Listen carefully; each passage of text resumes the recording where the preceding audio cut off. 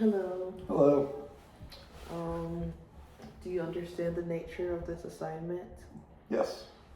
Okay. I'm working on informed consent and would like to explain it in the following terms to clarify questions that may not have been considered in the previous workshop. This assignment has been developed to help students explore the meaning of difference and to understand how others experience difference. I am in a class called Intergroup Relations at Indiana Wesleyan University, and I am a human services major. And the goal of this assignment is to gain cultural competence and develop relationships with people that are different from me. And I will be asking questions that will explore topics of religion, age, discrimination, social class, sexual orientation, and so forth.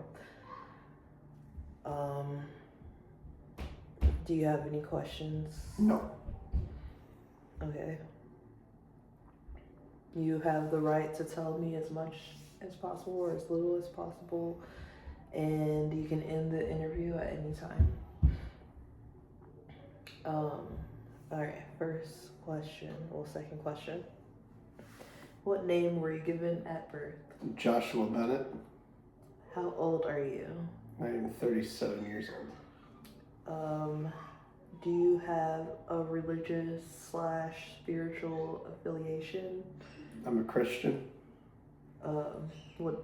Okay, so, um, have your beliefs affected your connection to the community you grew up with?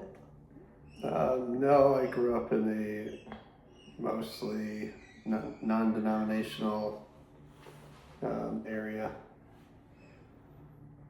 That's probably the best, in my opinion. What did your child rearing look like?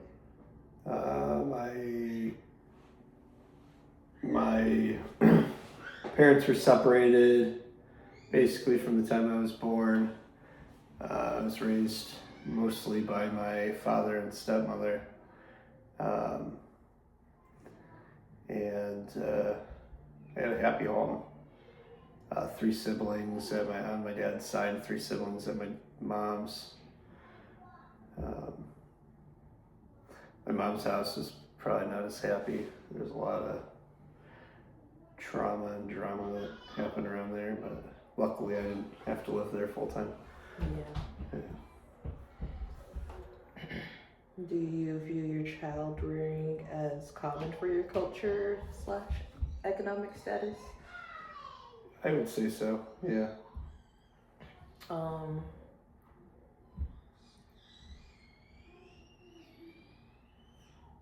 is your parenting style similar or different from your child rearing?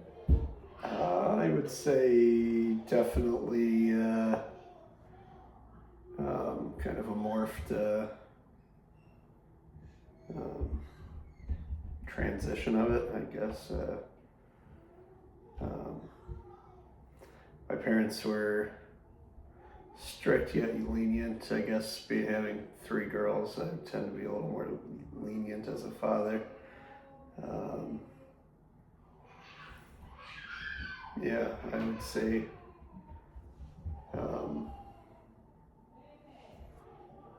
yeah. Um,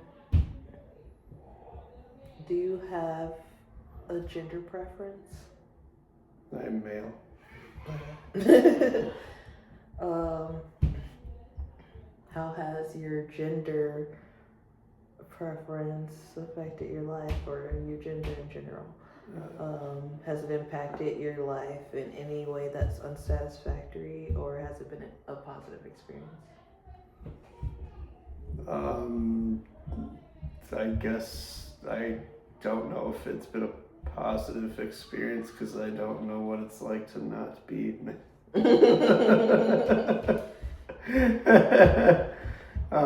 But I don't know. I feel like I got the long end of the stick. I guess we'll just say that. So I guess positive compared to others. Not that I know. Alright, what's your Their racial... experience. Oh, sorry. But What is your racial identification? Or are your racial identifications? Non-Caucasian white. What is your marital status? Married. What are the cultures present in your family, your current and your parental? I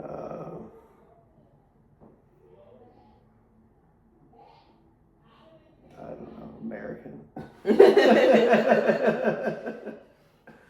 That's not what you said last time. Is that what I said? No. You said like... Yeah, well, you know, you said unfortunately. you're a mutt. Yeah, I guess,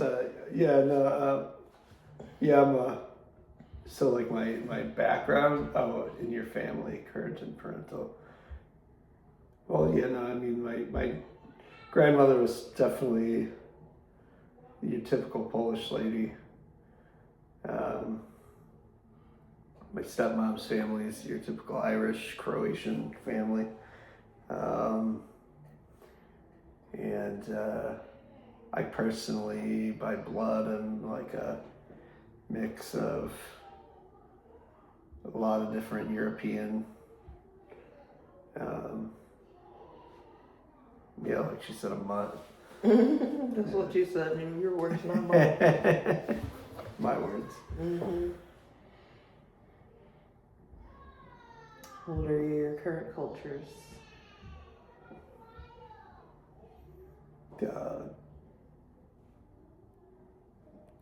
I just. That's like in your family. American. Yeah. Are the mixtures of different cultures in your family easy for you to adapt to? No, there's definitely been some challenges in our marriage and relationship, adapting to your family values and traumas and dramas. Same. 15. Do you have cultural beliefs that are specific to your culture that you currently practice? How often, if you do? And are there other culture-specific beliefs that you choose not to practice, and why? Don't be a jerk. I don't know if that's cultural. I think that's universal. Yeah, it's universal. You know, again, like, it's a whole lot of a question. I would say, not really. I mean, as Americans, we don't really have a whole lot of culture, and you know, on the white side, and like I'd say, your culture unfortunately has been stripped from you throughout American history. So, like, not really. Other than your typical American cultural practices, spend money, make money. Well, think Sleep of for a little bit and repeat. American values and like. Yeah, do you spend feel money, like, make money, go to sleep for a little bit and repeat. Do you feel like that's your culture? Unfortunately, yeah. Do you choose? Are there any American values that you choose not to to? practice? Yeah, the ones that I just stated. For those up to me, I've lived in a hole in the ground. Not dead, but like the first night of Fortnite, or not Fortnite, sorry, Minecraft. The first night of Minecraft, there's a block over my head. Yeah. All right. How are different sexualities accepted in the family you grew up with? Why are you always hitting the bait? They're not accepted really in the house I grew up with. Yeah. But we're changing that with our generation, so yeah. What do you think your social class currently is? Upper lower class for sure. Maybe even the yeah. poverty line. I mean, if you really go Yeah. off my paychecks. As things get worse and worse. Yeah. What are the pros and cons of living in the social class that you do? I would say that we're right at the point of you can't get help, but right at the point where you don't make enough to help yourself. And, you know, everybody below and above, if you want to, you know, give it a tier, reaps the benefits of the labor of our class. Kind of how I look at it. So there's no pros? No. Okay. No, we're just struggling, you know? Just struggling out here to fucking do anything. Alright. What social class would you prefer to be a part of? I mean, what would anybody say? You know, the upper class, I guess, the 1%. I mean, just do things better, be a better person. But then, you know, I'm sure they thought the same thing. You know, just any class that allows my kids to feel comfortable their entire lives and not have to make extreme choices that, you know, we had to make, you know, through our lives. Yeah. You know, just anything to set them up to make better, or to give them better options, not make better options, you make your own options, but Yeah. That's a good answer. Have you grown up in a diverse community, or was it more homogenous? I mean, Hobart, Indiana was fairly white, but I feel like as I got older and realized that there was definitely more diverse cultures. You know, we had like Indians of different, you know, religious backgrounds. We had Hispanic and I guess I'd just say Latin because, you know, it's just, you know, but we had, you know, people of of color, various races. In our school, as much as there wasn't a whole lot of them, I feel like they didn't get mistreated, and they weren't really noticed for their differences, which is funny or not funny, but kind of odd, being that Hobart, Indiana also has a lot of history with the Ku Klux Klan. I didn't even know. Yeah. That's really similar.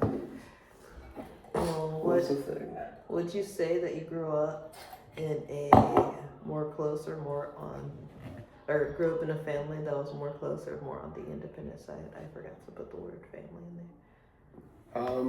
We were close until the key glue family members kind of held everything together, passed away, you know, grandparents. And then I would say that and then also you got to think like the aunts and uncles were no longer like living around the same area. They ended up getting different jobs, and everybody kind of split and you know, did their own thing. So I would say ended up becoming more independent, and myself, I ended up kind of becoming more independent just based on the fact that my age in comparison to my siblings is so much different, that there wasn't the bond that they ended up all getting out of the two different households. Mm-hmm. You know, they were all like, yeah, it was just different.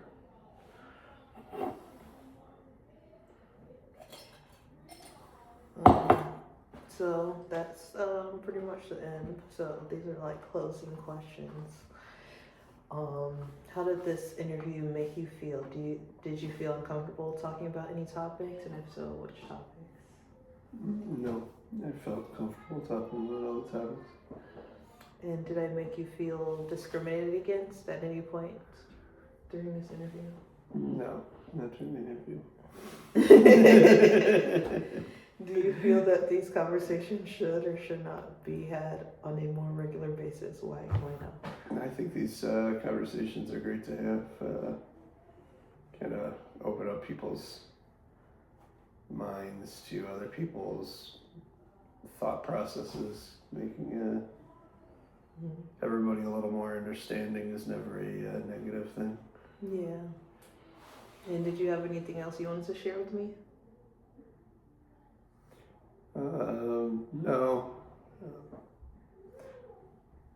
That's it. Yeah, that's it. Yeah. If you have anything else, or if you don't. All right. We did it.